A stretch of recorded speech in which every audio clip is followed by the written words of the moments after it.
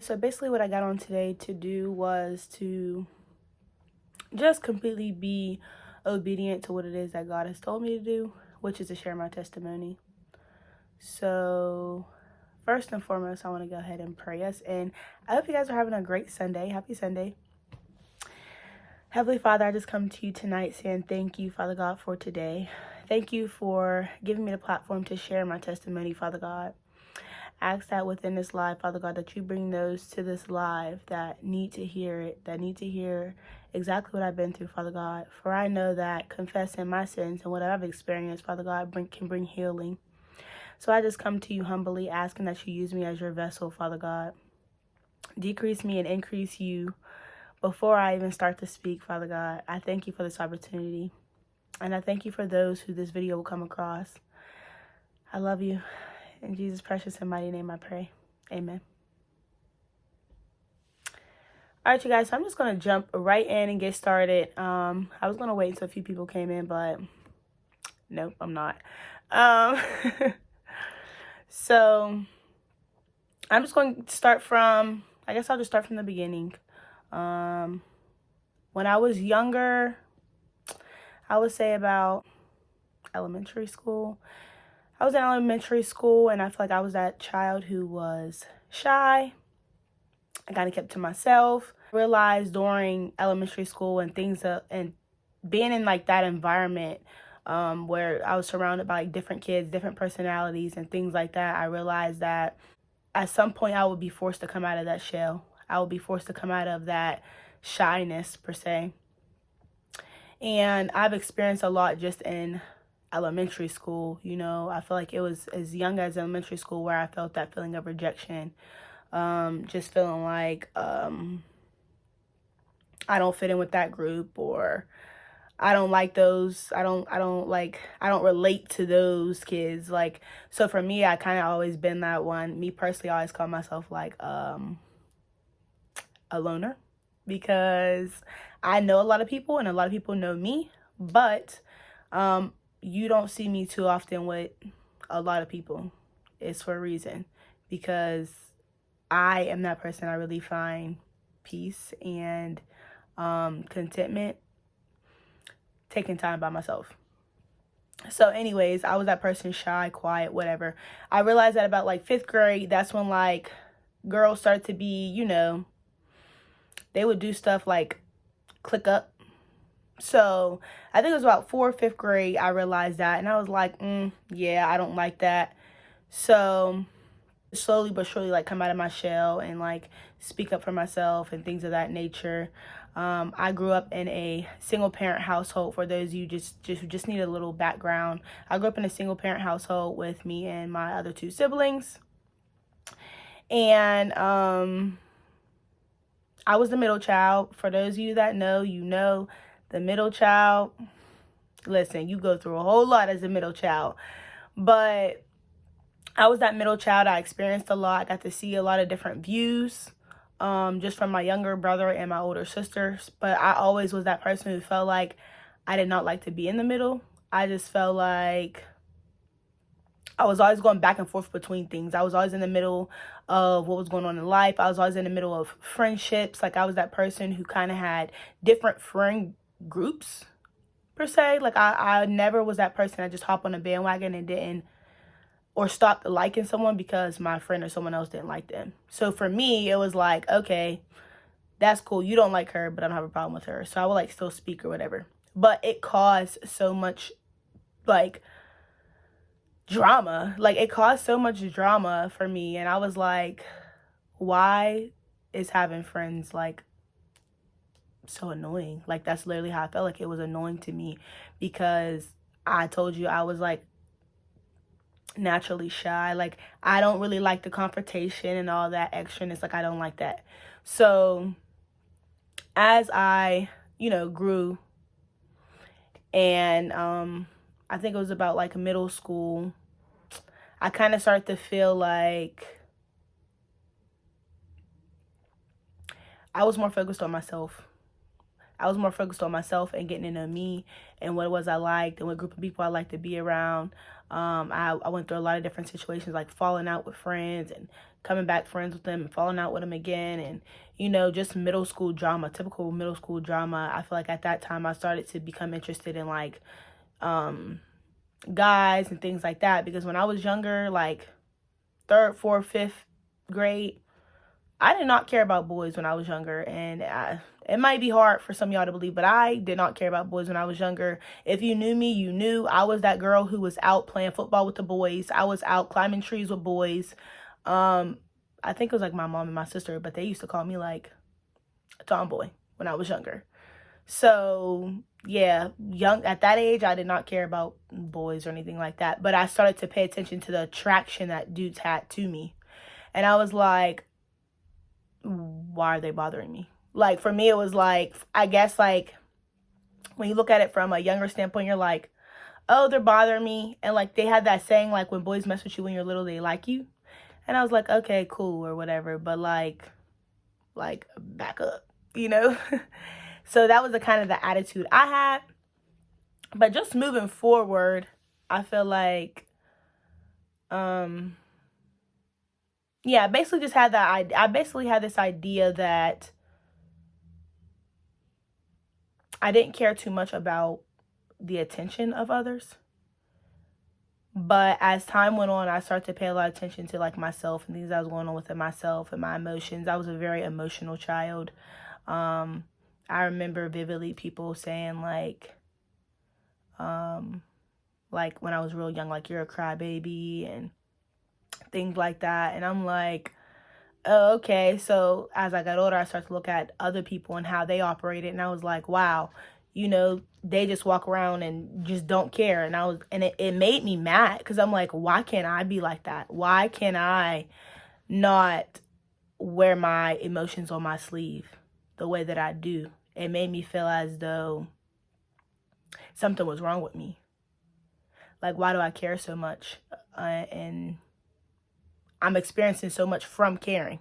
That's how I felt. I was kind of like my younger adult years. I had a lot of fun during my like younger years though, like elementary school. I can't really recall any like issues or anything like that, but I had a lot of fun during my younger years, and I feel like a lot of things started to unravel during middle school. I feel like middle school is really when a lot of younger girls and guys, I feel like you start to go through different things as far as like friendships, paying attention to what others are doing around you, trying to be a follower, trying to be a leader, trying to be popular, worrying about what this person got and what you don't got, worried about if dudes like you, if they don't like you. You're finally starting to like pay attention to dudes that give you attention and dudes that give other people attention.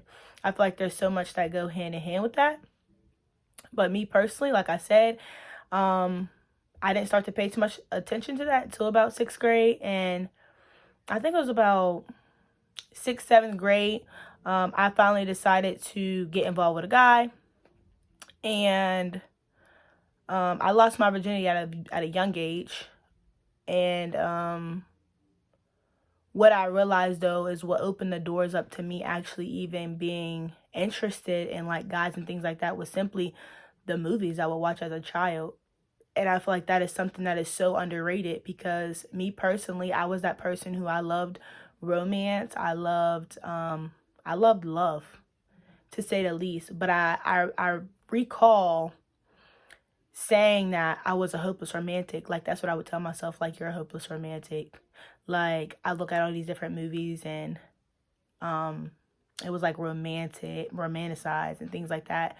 But I feel like that alone opened the door for me to lust, to be completely honest. And yes, I was a child. Like, I was in middle school watching like Love and Basketball. And don't get me wrong, that's still one of my favorite movies to this day. But I'm just letting you know, like, when they say pay attention to what your child is watching, pay attention to what your child is watching. And not even saying that my mom didn't pay attention to what I watched, because she definitely did. But it's just more so of how your child is perceiving those things that they are taking in. What is it that you're letting into your spirit, through your eyes, through your ears? What is it that you are around? What environment are your kids in to where they're taking things in? And it's changing them. And you don't even know it until their actions start to show it. Like they say, it's like a seed that's planted. And then once that seed is planted, you'll start to see how it's growing. from the inside out. So that was kind of how things were working for me. Like, I was watching a lot of romantic things on TV, and then I kind of started to want to experience the same thing myself. And even with music, I would listen to still, like, I love R&B. Like, R&B was that music that I would listen to. So it's like, not only was I watching it, but I was listening to it as well. So those are the things that's being put inside of me at a young age. So anyways, I went on throughout middle school. I believe I was in that first relationship for like a year or two, maybe 2 years, something like that. I don't know. I just know that I was a person, I was always in a relationship. I've always was that person. I've been in a relationship. It was very rare if I was single. Like I said, still stuck in that mindset of being romantic, wanting to be in relationships, wanting to experience what I seen on TV. And listen, if you're younger and you're watching this live, or you're younger and you come across this live, what you see on TV is not all what it's cut out to be. It's really not. The hype is just overrated, to say the very least. So I feel like in middle school, about that time, that's where I started to get my feelings hurt, honestly. Like, I feel like that was a time where it was like girls there. I realized personally that with me, there were a lot of people who just didn't like, I felt like there was a lot of people who just didn't like me and my friend group. And in my head, I'm thinking like, well, why? Like, what do we do? That's what I was thinking in my head. But it's like, it was just certain things that would be said, like, oh, you and your friends think y'all cute, or oh, you and your friends think y'all too good, or oh, she got a smart mouth, so I don't like her. It was the little things like that. And to me, that seemed like you just nitpicking at this point, because you're never mad about someone having a smart mouth. Like, let's be real here. Everyone has a smart mouth at some point. You're going to say something smart, especially if it's someone who's constantly being targeted every day. Like, why do you expect for them not to say anything? So anyways, moving along, that was my experience throughout middle school. Like I said, I went through a lot for like emotionally, being in relationships so young and just going in relationships throughout middle school, because I found myself attaching myself to these guys. And when it was time to like actually let them go, it was hard for me. And I realized the same thing even with friendships. Like, it was hard for me to kind of let them go, because I feel like personally I was in a way codependent with them. And I feel like it was because I felt like I was missing that love already. I was a child who I received so much love. Like, I wasn't a little spoiled brat kid. Let's just clear the air. I was not that spoiled brat kid. But I definitely was. I feel like I was given so much love, like physically and emotionally. So like, I wasn't loved through materialistic things. So that's what I wanted. But it's feel like, even though I got that still from like my mom, my grandma, I still felt like it was something still missing. And I feel like it was in the guy aspect, and what they call now like daddy issues. That was a thing. I feel like that was something that I definitely experienced, because my dad was not there when I was younger. I grew up without my dad. It's not that he was completely out the picture. Like, I would still like talk to him here and there. It was just like sporadically. Like, it wasn't a consistent thing. And I feel like because of that as well, it's kind of like led that open door to like, I wonder what it's like to have a relationship with this guy. I wonder what it's like to receive love from this guy. And that kind of just unraveled until I got older. And then moving into high school, I feel like I got into more serious relationships. And just even within those relationships, I realized that they were ghetto, y'all. They were ghetto, to really say the least. Like, don't get me wrong. I feel like we were young, yes. But I feel like I could have been doing so many other things than focusing on that relationship, than focusing on relationships with guys. But I did. Anyways, moving along. Throughout those relationships, I end up still getting my feelings hurt. And I'm like, okay, at this point, why are you getting in and out of relationships and you see how they are ending, right? So I told myself, like, just take a break. Like, after the relationship, I was in a relationship with this guy. I really liked him. He did me dirty. He was on some trash, what he did. And I feel like I said, looking back at it, it's like you were a kid. But I just want to remind y'all, like, when you feel like you are in that space where you're in a relationship with somebody and you feel like, oh, your world's about to end because your boyfriend, he cheated on you, he left you, he had a baby with somebody else, he did whatever.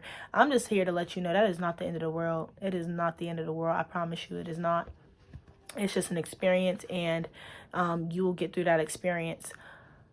So fast forward, there was a few things that went on that it was kind of, high school for me was just like elementary, honestly, not elementary, but middle school. Like, a lot of drama here and there. It was less drama than middle school, but it was still drama here and there. Things about boys and things with friends. And that alone was just, it stressed me out. It stressed me out. And I feel like it just goes back to the idea of I literally would say all the time, like, I hate being in the middle. Like, I hate being in the middle of friend arguments. I hate being in the middle of problems. I hated being a middle child too. Like, I came to a point about like 10th grade where I was like, I just don't like being in the middle. It made me really want to just go into like a shell and just stay away from everybody, because it's like, on this end, it's like I'm trying to help and be the peacemaker. On this end, it's like I'm being accused of being the problem because I'm in the middle. So it's like, pick a side. Like, basically, that's how I felt, like, you need to pick a side. So I went on feeling like I can't really kick it with nobody because everybody has a problem with what it is I do. And I feel like I was that person. I wanted all my friends to get along. Like, rather I hung with this person and that person, is like, I still want y'all to get along. I always felt like I didn't take things as personal. So I guess I assumed that they wouldn't take it as personal. But after realizing that they did, I was like, wow, it's a lot. It was a lot for me. And I just felt like I didn't want to be a part of it. So I kind of started to just, do my own thing and hang with my different groups of people who I considered my friends at the time separately. I hung with them separately on my own. So, like, you'll see me with this little group, you'll see me with this group, you'll see me with them sometimes, because I just felt like it was a lot, and I just didn't want to be a part of like the confrontation and the arguments and all of that. And not to say that I was a saint in middle school or high school, because I can definitely say after elementary school I was meaner. My mouth was crazy, and I feel like I wasn't willing to put up with anything anymore, especially like around 6th grade, seeing how people was in middle school. It's like, oh yeah, like, I'm quiet and I'm reserved and I keep to myself, but you're not about to just do me any type of way. You're not about to, like, I definitely grew up with parents who definitely told me, like, somebody hits you, hit them back. Like, you are not about to just hit me and get away with it. You're not about to just treat me any type of way and get away with it. I feel like, and that's the thing, like, I feel like I was always overlooked because I feel like people assume because of who I would be around or how I would respond to what they would try to do to get me mad. The way I responded, I didn't respond. That was for me, I didn't respond to things like that. And I feel like because of that, I was overlooked as if, like, I don't know. I feel like even maybe some people may feel like she's scary.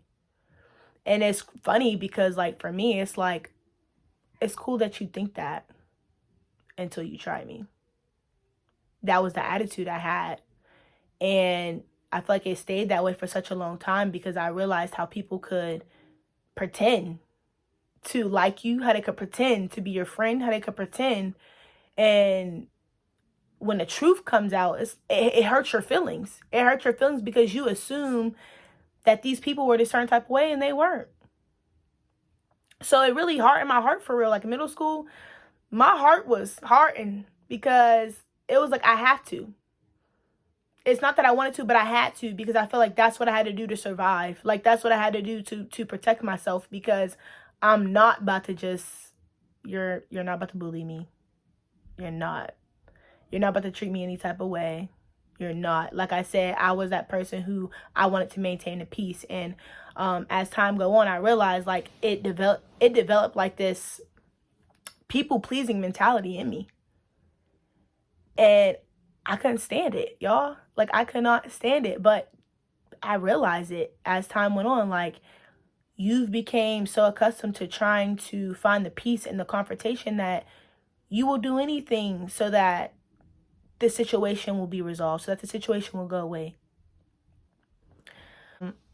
I get out of this relationship that I was in throughout high school. My feelings was hurt about the relationship because I felt like, I don't know, I just felt like things were going good. I felt like, honestly, like he was a person that wasn't even my type, to be completely honest. Like, he wasn't my type at all. And one of my friends had told me, like, hey, you should date such and such because he seemed to really like you. And I was like, nah, he's not my type. Like, and she's like, I think you should try it because he seemed cool. Like, he seemed like he really liked you. He seemed like he's nice, da da da da. And I still kept saying, like, nah, I'm not doing that. But then I decided to get in a relationship with him, right? I decided to get in a relationship with him. And it was cool. And he was cool, like, super cool, like, friends type. Like, I feel like we were friends more than being in a relationship. I focused less on the relationship aspect because I felt like we were such cool friends, like, being around one another. So that's how it was. But then, like, time went on, and I think I was in a relationship for, like, I don't know, like 3 years or something. Most of high school, I feel like. It was, like, most of high school. And he cheated. Like, he cheated. And that situation led to him having kids. And for me, I was like, oh, yeah, that's dead. Like, I'm in high school. Like, I'm not about to do that with you. I'm not about to. No, basically. So, anyways, I was like, Tasha, just get over it. You know, you're in high school. You're about to go on to college anyways. So I go on to college. I didn't realize how much leaving the relationship had hurt my feelings. Like I said, I was a person who I had a really hard time letting people go because I grew a strong attachment to them. And I didn't realize till I got to college, I was like, oh man, like, you're actually sad. Like, this actually hurts your feelings for real. And it was crazy because, like, my freshman year, I didn't want to go nowhere. Like, and what's crazy is I went to college with, like, one of my friends that I grew up with. So I did not want to go nowhere. I did not want to go do nothing. I didn't want to leave my room. And my friend was like, come on, let's go do this, that, and the third. And I'm like, no. Like, I did not want to do it. And sometimes I felt like because of, like, how excited she was to do it, I'm like, okay, I'll do it. Like, I'll leave my room. But in my heart of hearts, it's like, I didn't really want to. And I started to realize that I was homesick. I think I was going through, like, it felt like depression. I just didn't want to get out of my bed. I didn't want to go nowhere. I didn't want to be around people. I just wanted to be by myself. I didn't even want to really be around her, to be completely honest. Like, love her to death, but I just didn't want to be around her. I wanted to be by myself.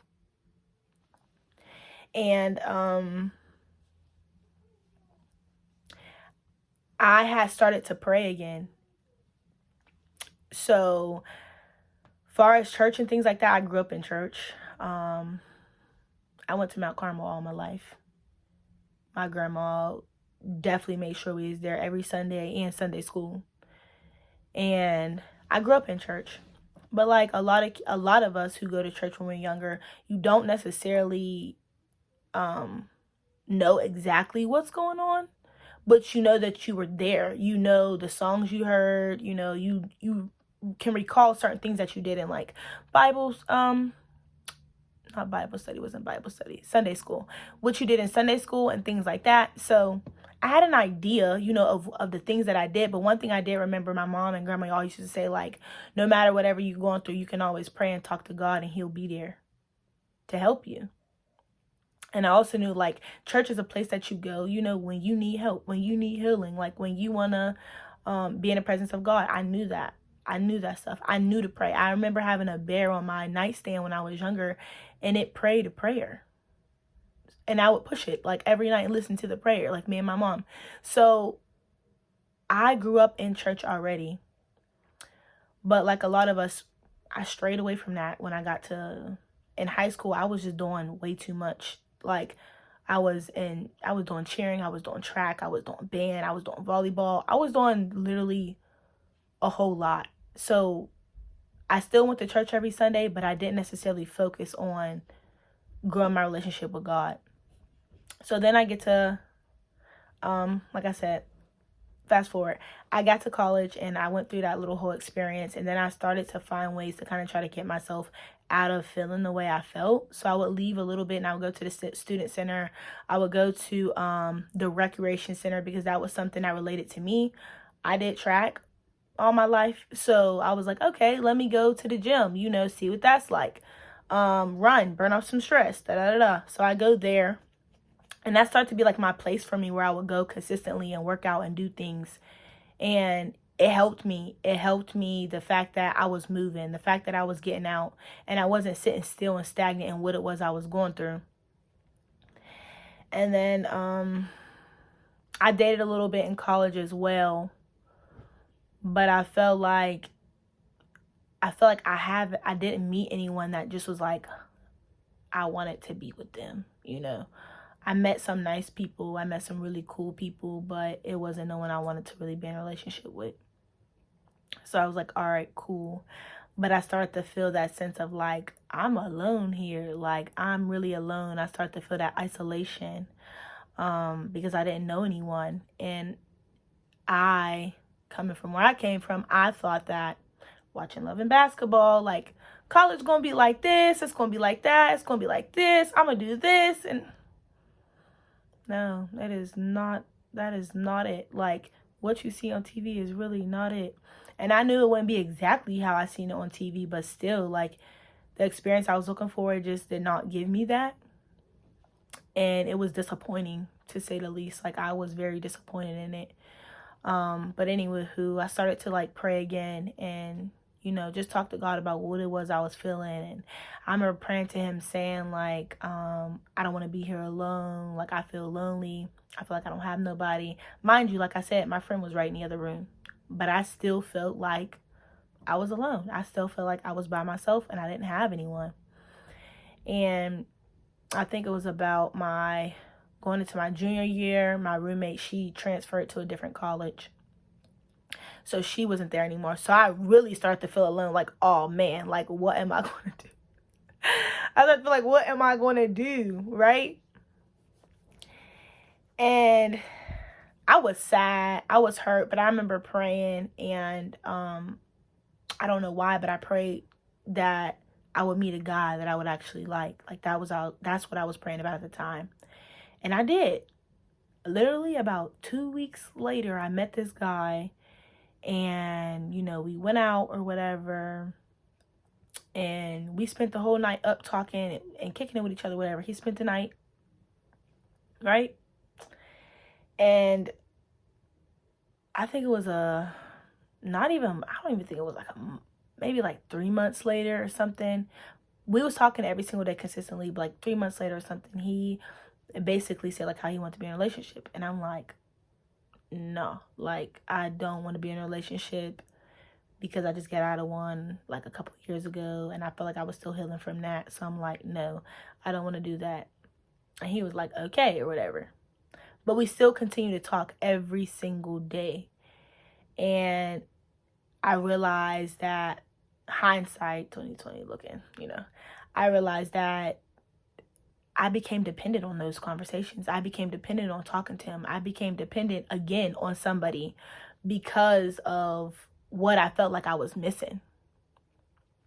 I felt like I was looking for like that love, that I seen on TV. I felt like I was still looking for that, and I haven't found it. So it's like I was on this quest for this love that really didn't exist because, like I said, it was television.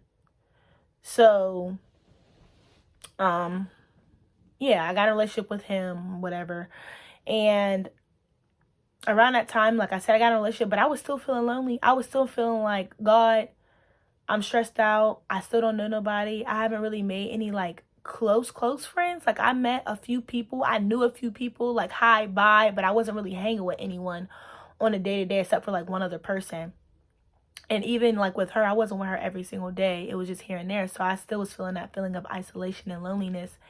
And I felt like I was going right back into depression. And I was like, whoa, like what is going on? And I found myself like crying randomly, being sad randomly. And I was like, girl, you're going through it. Um, and I'll never forget, I started working. I started working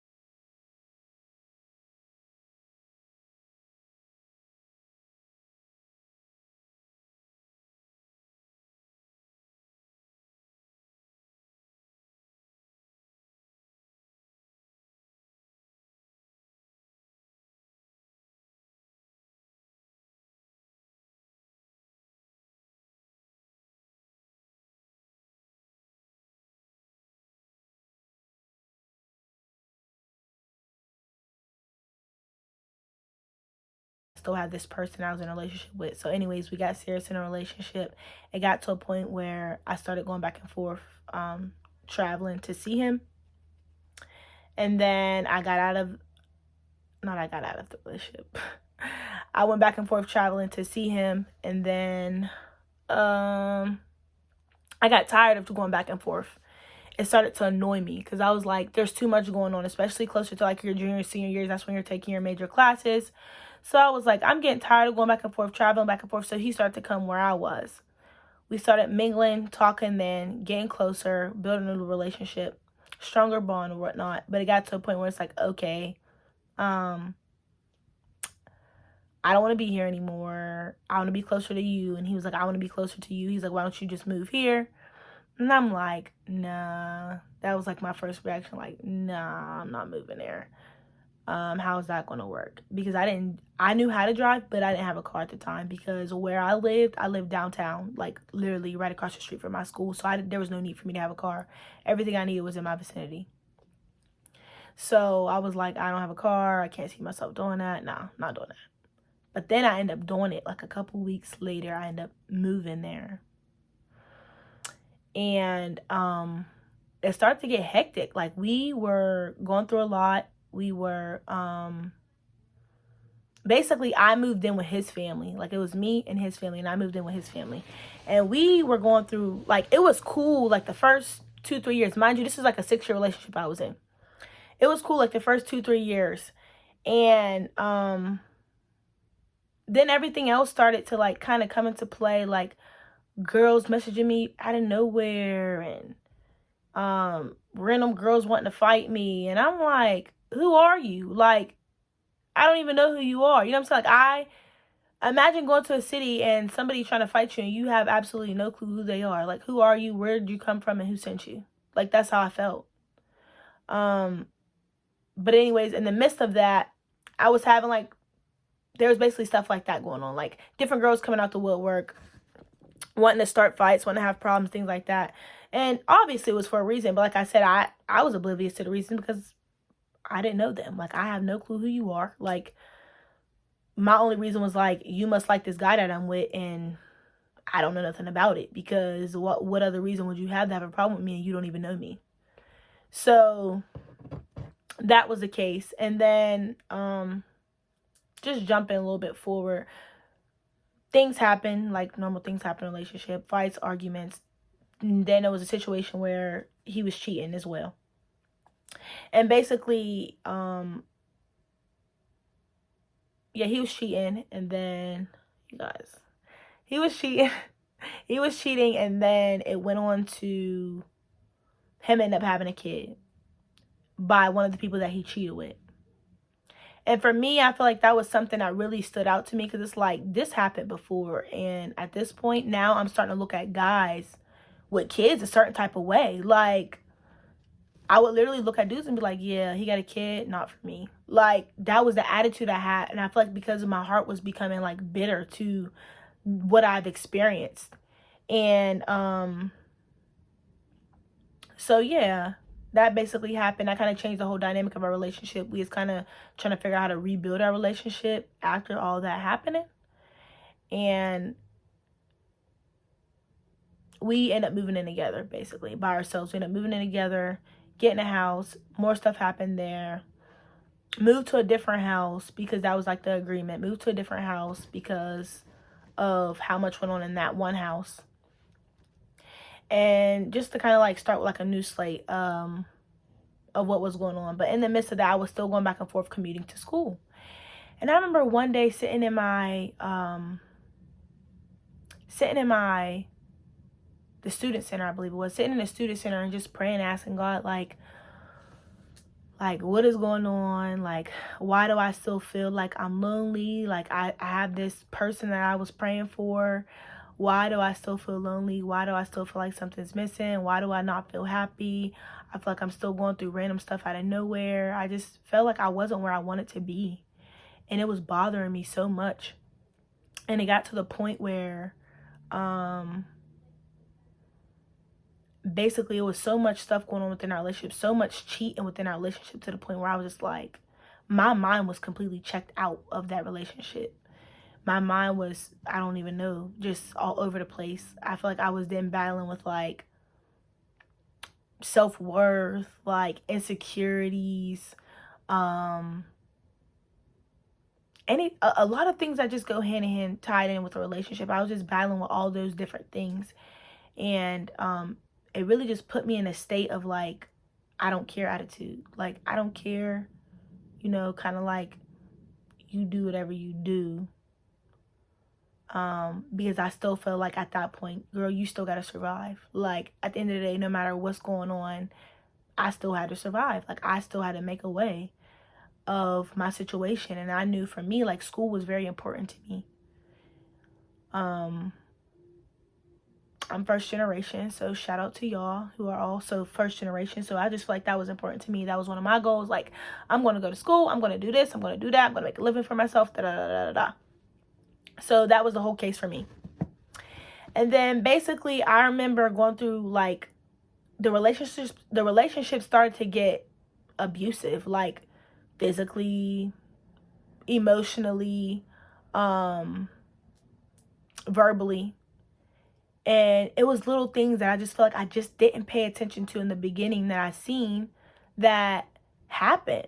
Like punching holes in walls and breaking stuff and catching attitude or blowing my phone up because I'm not answering quick enough. Like those are the things that as a young girl you really need to pay attention to, because like now we look at it like, oh yeah, like he blowing my phone up, he liked me. I'm here to tell you that it's not it. It's not it. If somebody cannot respect your boundaries and understand that, for example, if for me, I was in school, like if you don't understand the fact that I'm in a class and I can't be on the phone or talking to you 24/7, that's a red flag. For someone to get upset with you because you have something to do and you can't instantly talk to them, that's a red flag. Blowing your phone up consistently because you're not responding, that's a red flag. Like, and I know a lot of times, like now we look at it like, that's cute, he liked me. No, I'm telling you, no, it's not cool. It's not cool at all. So I found myself in this relationship, and then in the midst of it, I remember one day going on campus and I came in contact with this lady. She was standing like closer to the doors and she said, basically was like, hi, you know, like, what's your name? I told her my name and she told me her name, introduced herself. And she was like, me and my husband, we do Bible studies on campus every Thursday here in the student center. And she's like, would you like to join us? And I'm like, you know, sure. I wasn't doing nothing else. I just came to the student center because I felt like I needed to get out of the house before I let it affect my mental health. So I was like, sure, why not? I'm not doing anything else. So I sat there, I did the Bible study with them. I did it a couple more times. They invited me to their church. I ended up going to their church and I ended up studying the Bible personally with her. And in the midst of that, I remember her asking me like, I remember she was telling me about God's love and how God wants us to put him in the center of our lives. And how he came before how God would come before everybody. And I remember thinking in my head, I want to do this, but it's like the idea of letting go of my family, my boyfriend, and other people that I loved and cared about for somebody who I've never seen physically, for me, that was just scary. Like, no, I'm not doing that. So you know what I did? I went and I blocked all the people that I met from that church that I was studying the Bible. I went and I just blocked all them and just was like, no, I'm not doing this. I'm not ready to do this. I'm not doing it, basically. And in the midst of that, I still had it in the back of my mind, like, I felt wrong. I felt wrong for just cutting him off, for blocking him, for not talking to them no more. But that's what I did.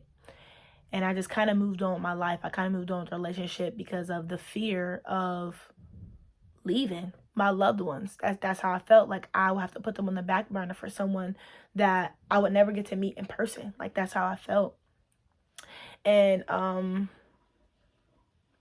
basically after that, so much happened to where I was now smoking like crazy. I was smoking extendos. I was doing all types of stuff to just numb the reality of what I was going through, and just I was not happy in the situation. And I feel like I tried over and over to make the situation work, but I feel like as I continually tried to make things work, more stuff would pop up. It was almost like inevitable for something bad to happen. Like it just seemed like, I know y'all probably heard that saying, like, when you won't leave something that's not meant for you, things will happen to the point where you don't have a choice but to leave. Like, I feel like that's what was happening. And in the midst of that, I remember us having this huge argument, and basically I had caught him cheating, and he got so upset about it. And I remember him questioning me about it, and basically it's almost like when I question him, he would question me, like turn it on me. And I was like, I couldn't understand, like, why are you turning things on me when I'm asking you, a question? Like, I had no understanding to it, but it basically would lead to arguments every single time that we would conversate. And because of that, it really just, I feel like it put me on eggshells. It put me on eggshells about certain situations, and if I wanted to speak up or if I didn't want to speak up. Mind you, I came from a place of being shy to where I then started to speak up.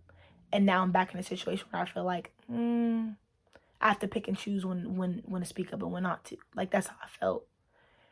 And like I said, it was just very abusive. And I just remember the most traumatic thing for me was when we got into an argument about him cheating. And I remember he got mad and he pushed me to the ground and he put a gun in my head.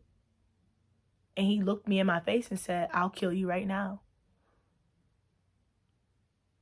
And I literally remember thinking, like,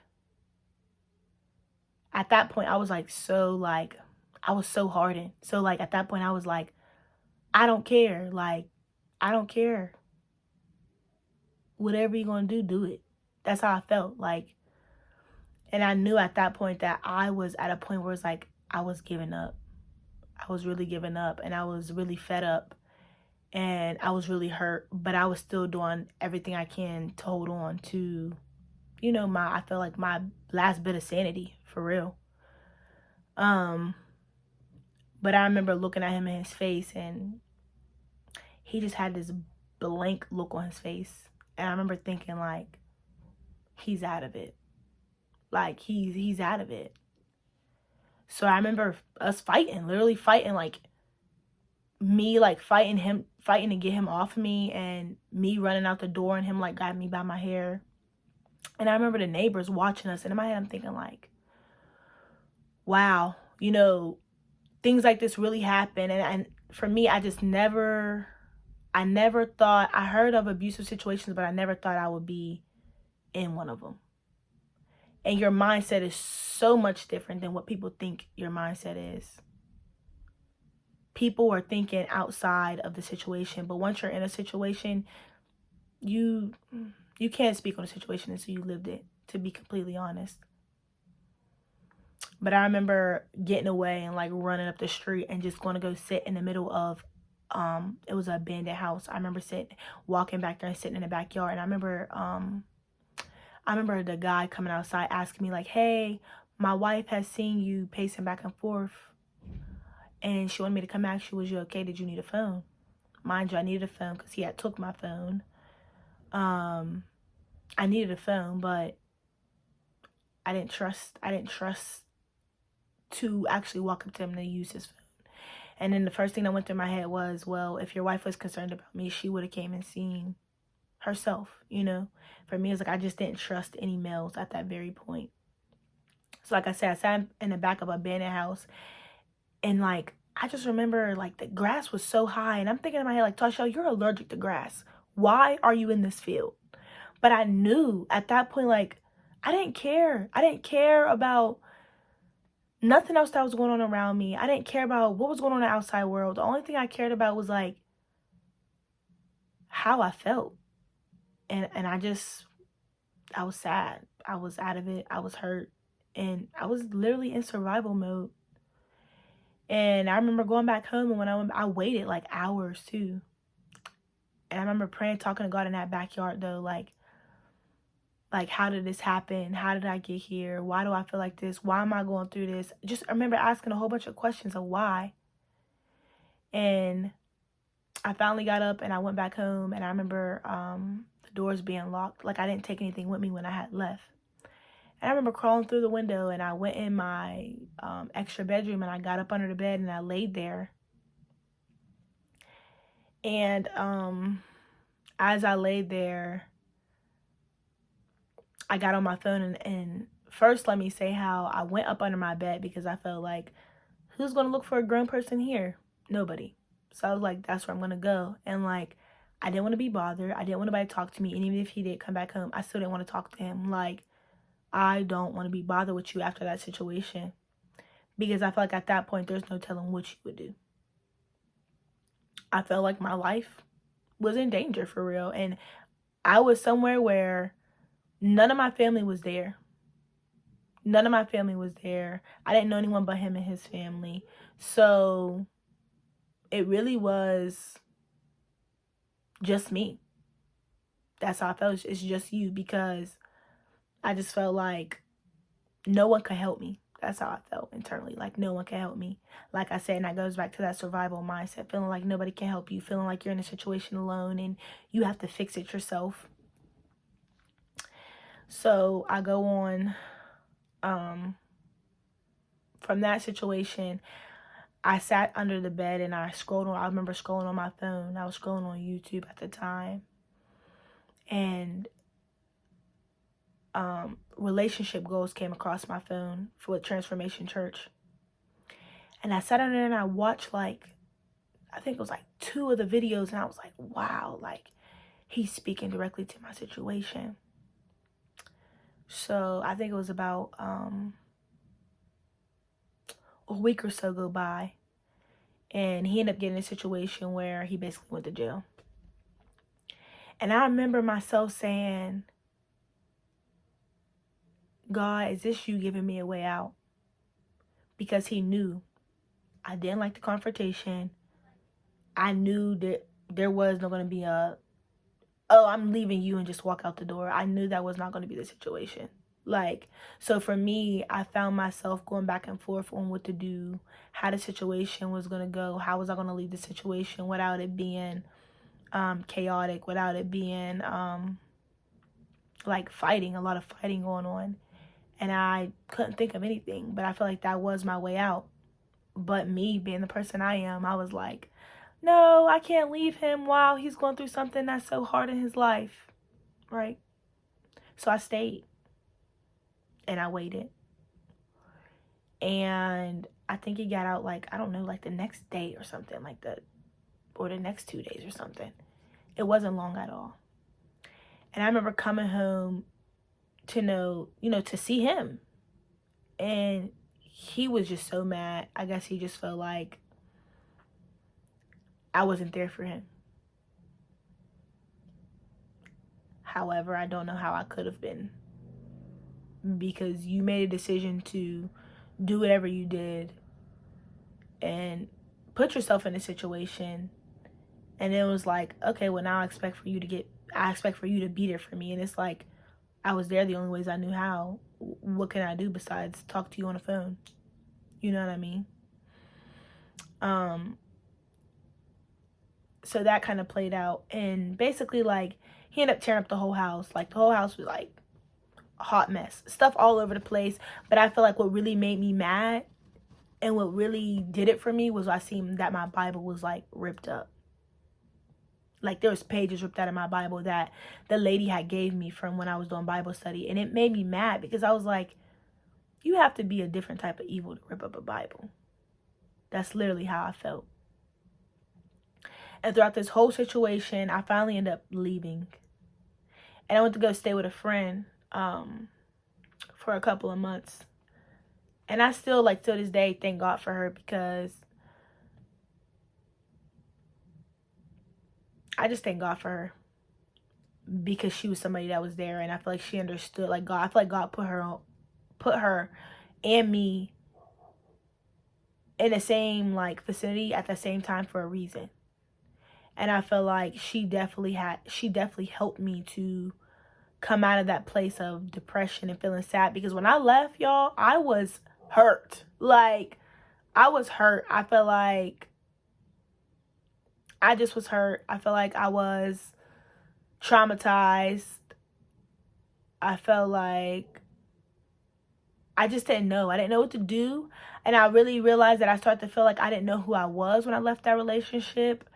And it's crazy because before I even left the relationship, I remember coming back home to go to church, and I ran into one of my family friends. And her name was Regina. And I remember her seeing me at the door, and she was like so happy to see me. And she was like, "Hi, Tasha, how are you? Like, how long you in town? Da da da." And I'm like telling her, like, I'm just in town for the weekend. I just came to visit. And I remember her hugging me, and she was like, "It's so good to see you." And she asked about my mom. I told her, like, she's okay, da da da. And I remember her looking at me in my face and saying, "Are you okay?" And I was like, "Yeah, I'm okay." And she said, "Did you move?" And I was like, "No, but I have been looking for a place." And she's like, "Did you get a new car?" And I was like, "No." But I was like, "I have been looking at one that I wanted." And she was like, "Oh, okay." And then she was like, "I just want to let you know it's going to be okay." And at that point, I was like fighting back my tears because I'm like, what is she talking about? Like, what is she talking about? And she was like, I can tell that you're hurt. She said, "No one else can see what you're going through, and no one else can see your pain, but I can tell that you're hurting." And she told me, you're in a soul tie.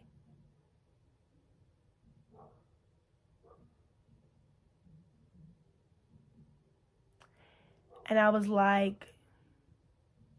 just shaking my head. Like, yeah, like basically like agreeing with her, because there was nothing I could say. She was telling me everything that I was going through, and I haven't even been around her. And for me, it was like, wow, someone can actually see my pain. Somebody can actually see what I'm going through. Once again, that feeling of feeling overlooked.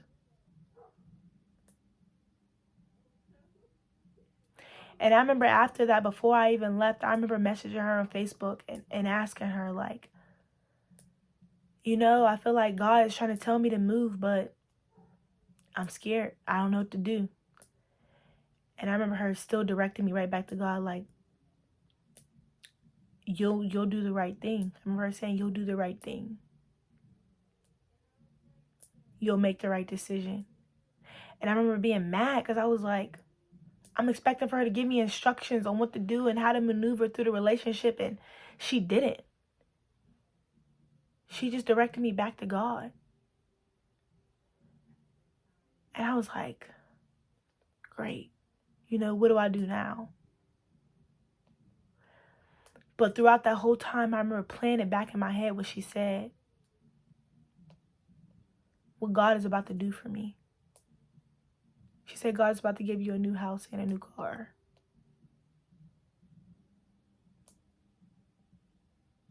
She said, "You're going to make the right decision." And I ended up making a decision to leave. I ended up getting a new apartment and a new car within the same month.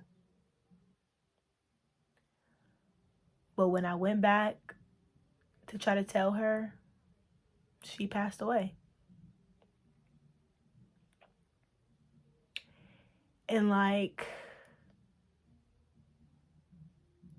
I am so grateful for her. I'm so grateful for her and the woman of God that she was, because she spoke directly to my situation, and I had no clue what to do. And I've never even heard of the word soul tie, but it continuously replayed in the back of my mind. And within that in Transformation Church, it helped me. It gave me the courage to leave. And I left. And in the midst of me leaving, I realized that I was lost.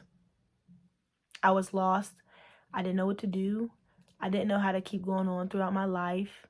I was very depressed. I was very sad. I was heartbroken. I felt like I gave up everything to satisfy this relationship just for it to be, just for that person to turn on me. That's how I felt. And in the midst of that, God was showing me that the same way you feel hurt, rejected, sad, God would show me that's the same way I felt when you rejected me.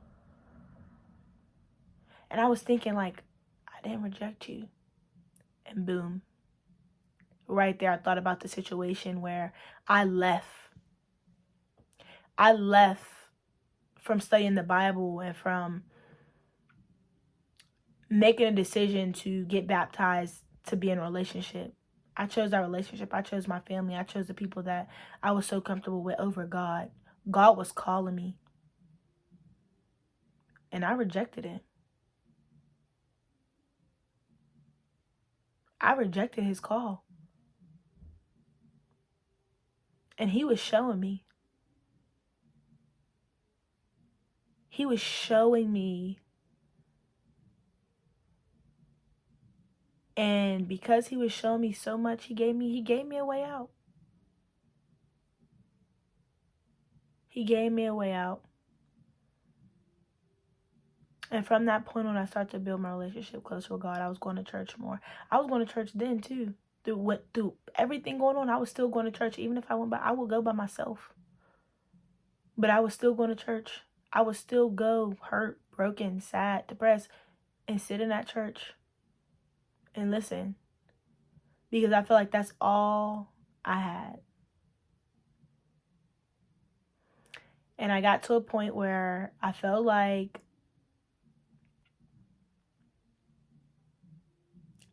I was, I just didn't know what to do. And I just felt like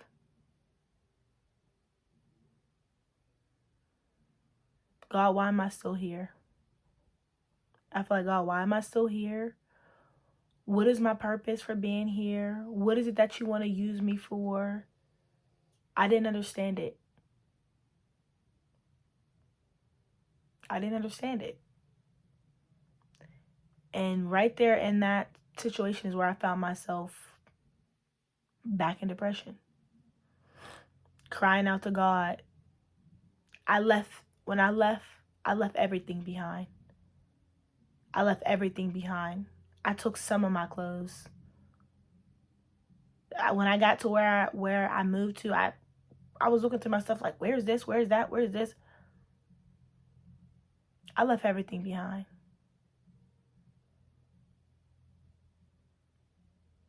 And it was like, the prideful part of me was like, go get your stuff. Go get your stuff that you worked so hard for. But the other part of me was like, nah, it's not worth it. And I would go into a fight within myself, constantly questioning myself, like,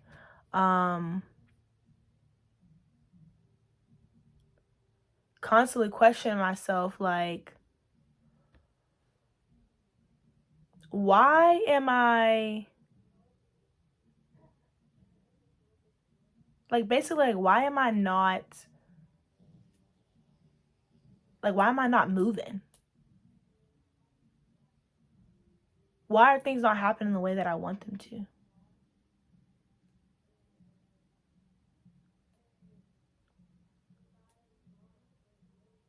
And God showed me, like, you rejected me. You're loving out of order. You're supposed to love me first. And God's word consistently says to put God first. And everything else should be added unto you. I was loving out of order. I was loving other people, then loving me, then loving God. And he showed me that that's wrong. So I had to learn. I was training myself how to love. What love was. My trust was out the window. I did not trust people. And then God started to show me, how could you even trust them and you don't even trust me? How could you love them and you didn't even love me? I'm here to tell you, if you don't know who God is, you don't know what love is. And that was me. I did not know what love was. I thought I knew what love was. I knew what lust was. I knew what lust was. And God showed me. And I went on building my relationship with God, questioning, and Transformation Church again came up. And I don't remember what the series was called, but the only thing I remember from the series was All You Have Is All You Need. And I remember crying and praying, and I didn't have anything in that apartment except for my clothes. So literally, at that point, I was really like just sleeping on my floors. Like, I didn't have a bed, I didn't have a couch, I didn't have none of that stuff. And I was too prideful to even call and ask anybody for it. I was so stuck in what happened that I didn't care about nothing else. Like, and I was definitely too prideful to ask or tell anybody else what was going on with me. So I kept it to myself. And I went through it. Surviving. But like I said, I came across the Transformation Church and Pastor Michael Todd, and he said, all you have is all you need. And I looked around my apartment and I said, I don't have nothing. And he said, look at your hands. And I looked at my hands. And I was like, I'm looking at my hands, God. And Pastor Michael Todd said, everything you need is in your hands. And I was like, I don't have nothing. And I remember getting frustrated. And I start crying like I don't have anything. And then after I calmed down and stopped crying, I asked myself, Tasha, what do you have? What do you have besides the materialistic things? Because a lot of times we like to base our value based off of what it is that we got materialistically. And I was like, I have my mind. I have my talents. I have the gifts that he's given me. And I was like, okay, great. Now that I know what I have, what do I do with it? And I felt like God was giving me things, bits and pieces at a time. And it was so frustrating. And I feel like the wait was so long. And I feel like as I was like learning who I was, learning my identity in Christ, he was revealing things to me from the past. He was revealing things to me from my past relationship. It came to a point though where I was so sad, and I feel like I just wasn't mentally, I couldn't get over what had happened. And I feel like it was a hindrance for me. And God started to speak to me about learning to let go and to trust him. And in that moment, I realized believing in God and trusting in God is two different things. You can believe in God. The word says even the enemy believes in God. But do you trust him? Do you trust that he will take care of you? Do you trust that he will protect you? Do you trust that he will move you? Do you trust him? I didn't trust him. I believed in God, but I did not trust him. And I started to realize, like, you can't have no faith without trusting and believing in him. So I started to build upon my faith. and figure out what it was I can do to just get closer to God. I was now at a point where I was thirsty, I was hungry, and I was desperate for him. I felt like I didn't have nothing else. And I remember listening to the song, I Guess I'll Wait Another Lifetime by Neo. If y'all ever heard that song, if y'all never heard that song, go listen to it. But I remember listening to that song. That song was on repeat. And I realized that I felt like I was going through grieving. And I was asking myself, how could you be grieving? How could you be this sad? What's going on? And I remember God revealing to me, when you are in a soul tie, when you are in, when your spirit is tied to someone else's,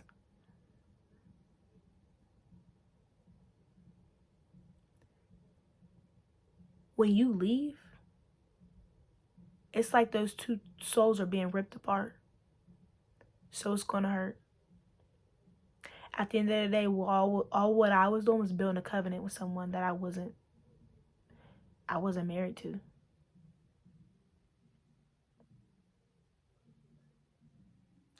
And I never ever looked at having sex as building a soul tie with somebody. Joining in the spirits that they already have with yours. I've never looked at it like that because no one ever told me it in that way. Adults and even people in church, they're like, just don't have sex until you get married. Just don't do it. But no one ever gives you the instructions of how to overcome the temptation, how to overcome the lust. So I was figuring it all out. And God was showing me. And he was revealing things to me. And I was mind blown. I was so mind blown, like, wow, you know? So much that I just didn't know. And I'm just so grateful for the experience, for him showing me. It got to a point where I was doing nothing, honestly, but spending time with him and listening to different sermons and praying and going to work. That's all. That's it. I feel like that's all I could handle. That's all I can handle. I couldn't deal with people. I couldn't talk to people. I didn't want to be around people. I felt like no one understood me. No one can help me but God. So there was no point for me to continuously tell people what I was going through, how I felt, and how hurt I was. So I kept it to myself. I kept moving. I kept praying. I kept crying. And I continued on my healing journey. Until I came to a place where I felt like I was in perfect peace. I've never felt like that in my life. I never felt like that in my life. And I remember saying, God, this is what they mean when they say, God will bring you that perfect peace. There was so much going on around me, but I felt nothing. I felt nothing.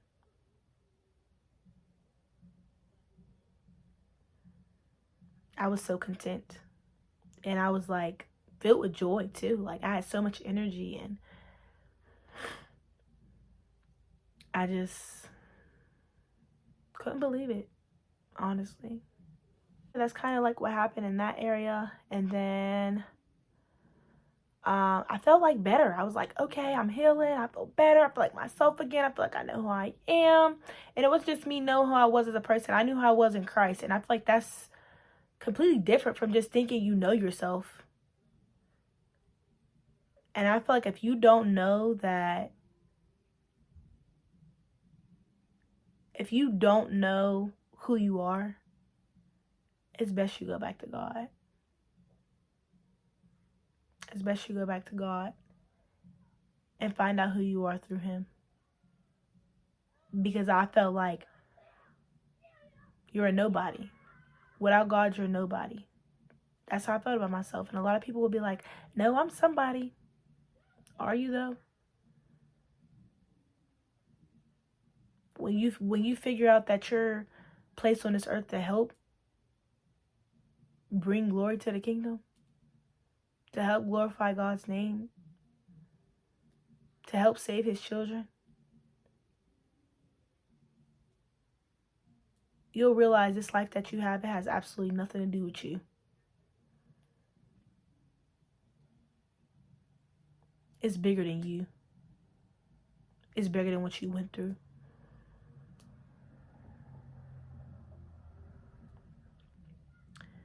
So anyways, I go on and think that I'm okay, think that I'm healing, thinking I'm fine. So you know what I do? I'm like, okay, I'm going to start going out now. I'm going to start going out with my friends and doing more stuff and going out the house. And literally in the midst of that situation, I remember going to my friend's house and she was like, I think I'm about to go out and you want to come with me? You should get dressed and come with me. You haven't been out, da da da. And I'm like, okay. So I go home, go look for something to wear, to get dressed, to go out. And literally in the midst of us going, something was just like, no, don't go. So I didn't go. I literally told her, like, I don't want to go no more. And she was like, why? And I was like, I don't know. I just got a weird feeling and I just felt like I shouldn't go no more. And she was like, okay, well, you just want to drop me off and you could just take my car back home? And I'm like, yeah. And then God ended up revealing to me that he didn't want me to go because my ex was there with some other girl.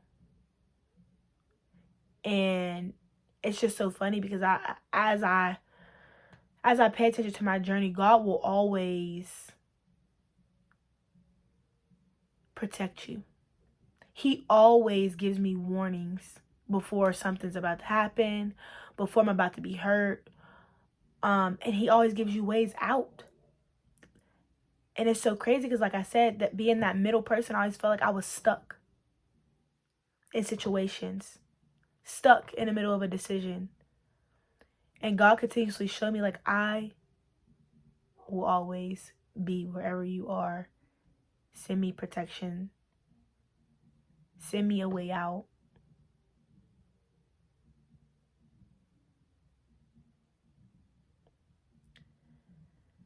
So then I went in the house and I was like, I prayed and I was like, okay, I guess it's too early for me to go outside. So I didn't go. And I remember going back to my routine, going to work, coming home, sleeping, eating, watching sermons, praying, doing it all over again. I did it for, I don't know, maybe another 3 to 4 weeks. And I finally decided to go back out again and go home and visit. I think it was around the holiday. And I met up with one of my exes that, you know, we kind of always been cool throughout my entire life. So I end up meeting up with him. And basically, I don't know. He was that person, like, he's always been in my life, basically. Like, he's always been in my life.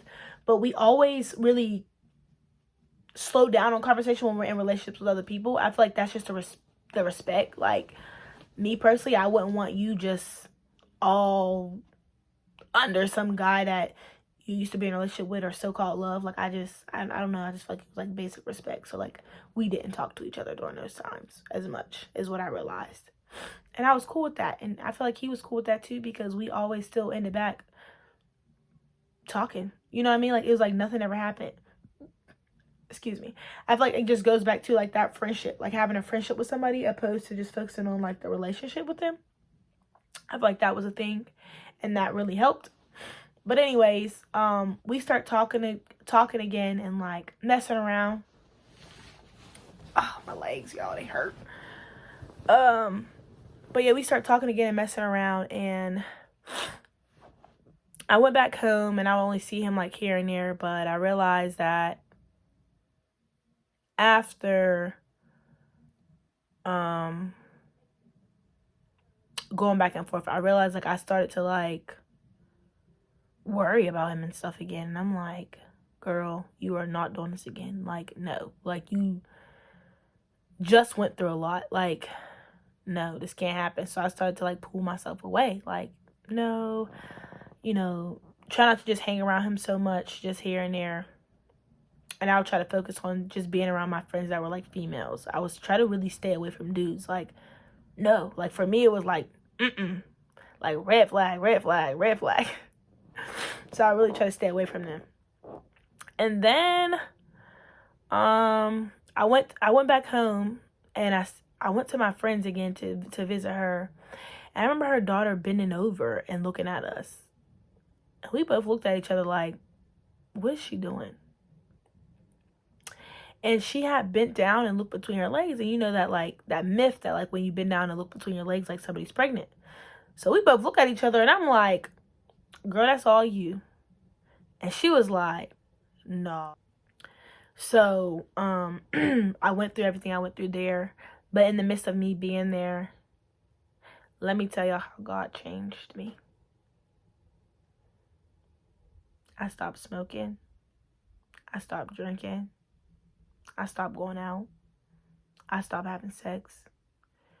God started to reveal so many things within me that helped me. That helped me to stay strong. That helped me to move on. That helped me to heal. Forgiveness was like the biggest thing that really helped me. And going back to Transformation Church, they did this forgiveness series. And it really helped me get to the root of how I was feeling and how everything played out in my life and why I felt the way I felt. I was able to forgive the people who hurt me the most. And I was just praying that the people that I've hurt in my life have forgiven me too. Like, I was really in a space where I didn't want anything but to be happy. I didn't want anything but joy. I didn't want anything but peace. That's the only thing that mattered to me. That's the only thing that mattered to me. And God showed me that. He started to continuously highlight scriptures to me, give me words of encouragement. That's actually where I started my YouTube. That's actually how I started my YouTube. I believe that God was showing me and continuously telling me, like, you need to share what you've been through. Confessing your sins is how the healing comes. He can't heal what I had hidden.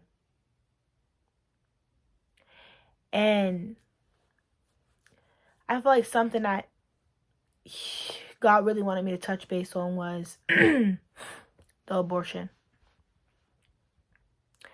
I know that is a very touchy subject for a lot of people, because I know a lot of people either yet haven't even told anyone that they went through the situation,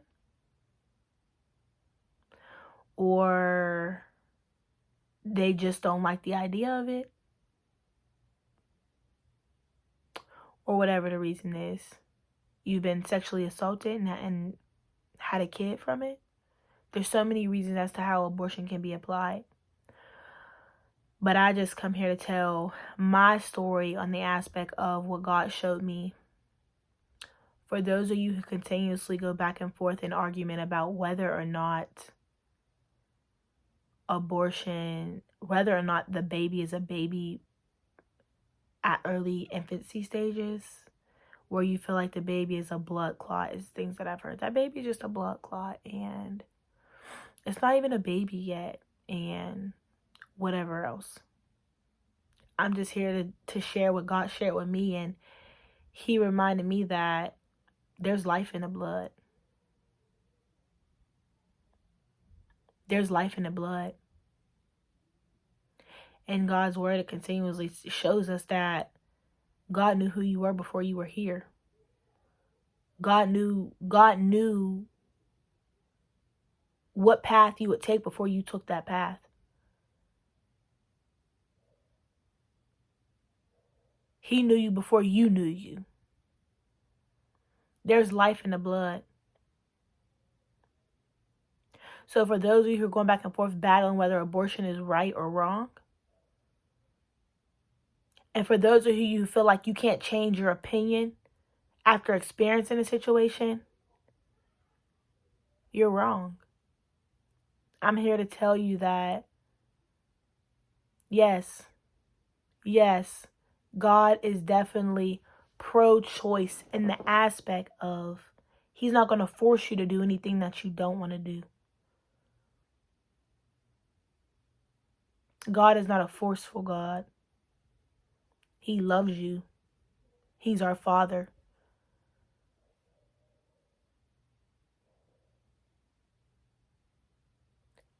But that blood clot that you think has nothing attached to it, it's life.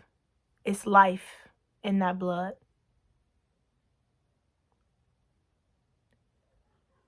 And out of every decision I made in my life, that was the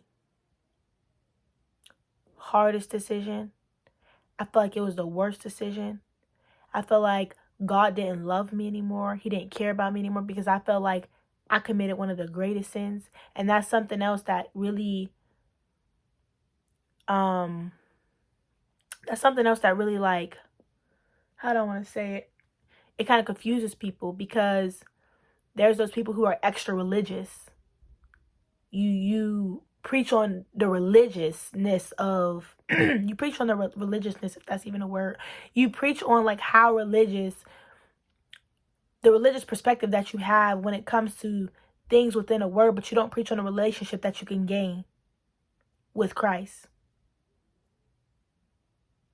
Everything that I know, everything I learned, one thing I do know is God wants a relationship with you.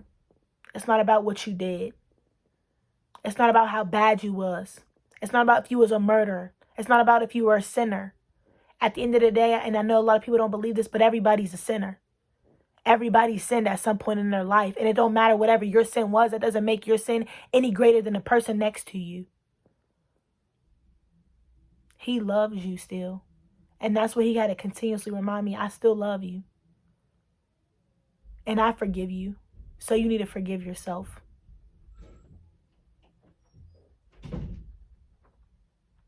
So I just come to remind y'all of that before. I know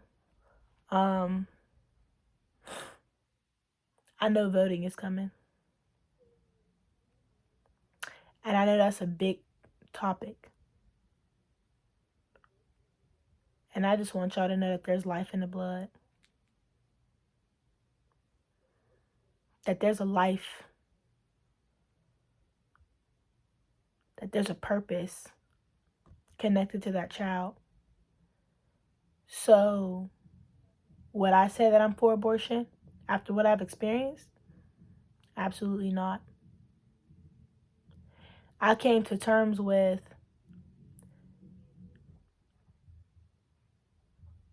if you have a kid, first of all, the kid is a blessing. The kid is a gift. But more than that, God's word comforts me when it says that the things that was meant for evil, I will turn it around and make it work together for your good. God's words comfort me in saying the things that I started within you, I will bring it to pass. It comforts me knowing that God knows who I am and he knows the situation that I'm in and he knows what I experienced. He knows why I made the decision that I made. Regardless of what anybody else think about me, God knows why I did it. And nobody else can be the judge of that. Because you're not God.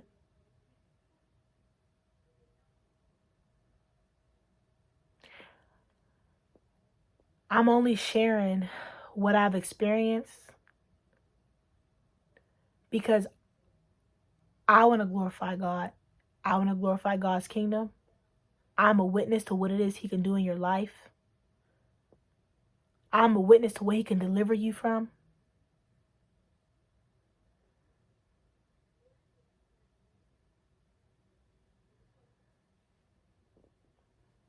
I had an abortion.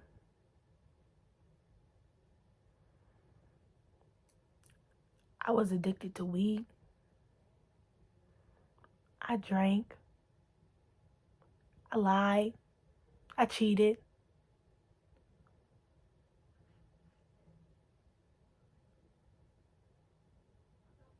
But that didn't take away God's love for me. And I'm not what I've been through. I can say that I'm in a place now where I love who I am. I'm grateful for who I am. It's his grace and mercy that saved me. In the same way he did it for me, he could do it for you. I just want to encourage you. God can use your story. He can use whatever it is you went through. He can use your pain, your hurt. He can use it and work it together for your good, even though it looks horrible. You may be feeling like, I can't get out of this. I don't know what to do. God can use it. Like I said, I'm only sharing this because I felt led to. I just want to be in obedience to whatever it is that God is telling me to do in this season.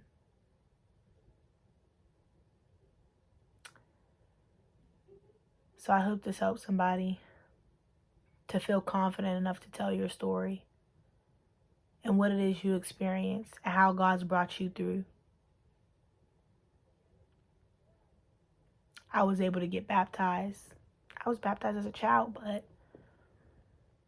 I want to rededicate my life to actually living for Christ. And a lot of people may not even understand that. And a lot of people may look at me differently. And that's okay. Because you weren't there when I was crying myself to sleep every night. You weren't there when I was waking up crying in the morning and crying myself to sleep at night, when I was putting ice bags on my eyes before I had to go to work. You weren't there. You weren't there when I was going back and forth not knowing what to do. You weren't there when I was sleeping on my floor. You weren't there. And because you weren't there, it showed me I don't need anyone but God.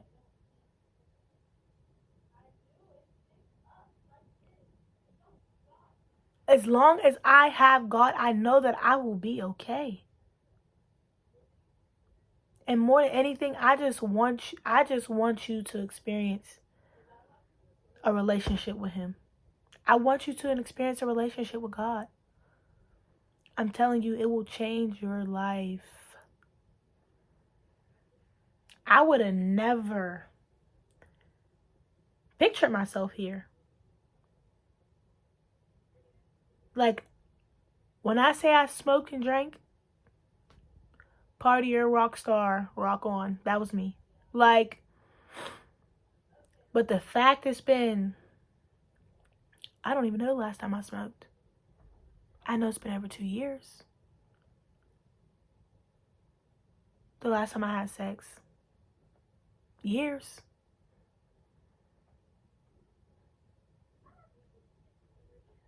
What I can say is that for those of you who think it's not possible, it's possible. I'm a witness.